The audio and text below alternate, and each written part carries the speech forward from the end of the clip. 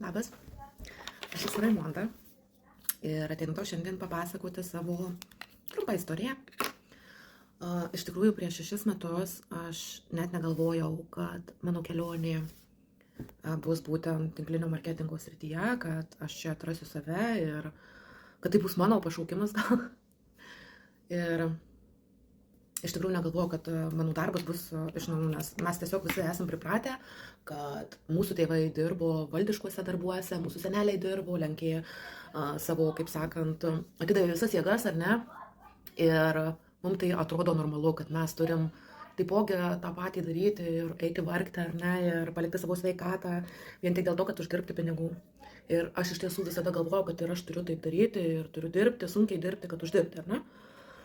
Ir iš tikrųjų prieš 6 metus pasirinkusi būtent tą sprendimą prisijungti prie namuose dirbančių merginų, ar ne, tos, kurios susidirba namuose, aš dabar to nesigailiu, nes aš jaučiu, kad esu savo vietoje, aš atradau save, man patinka bendrauti, man patinka dalintis tuo, kas man pasiteisina, ar ne, produktai, dar kažkas, uždarbio galimybės.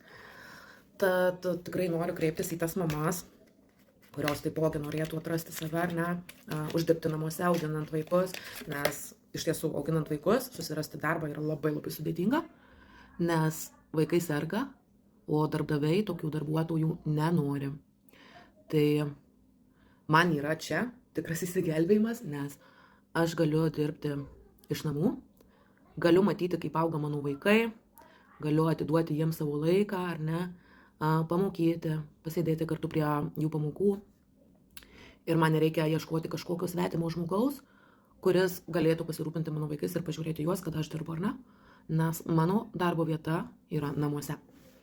Tai va, jeigu tu esi būtent tokia mama, ir kalbu ne tik apie mamas, kalbu apie seniorės, kalbu apie moksleivės, studentės, kurios nori užsidirbti iš namų, būnant namuose, arba tiesiog, kad tai būtų kažkokia papildoma veikla prie kitos veiklos, ar ne, gali drąsiai parašyti man ir aš tikrai suteiksiu tau daugiau informacijos apie tai, kuo aš užsiimu ir kaip tu gali uždirbti iš namų.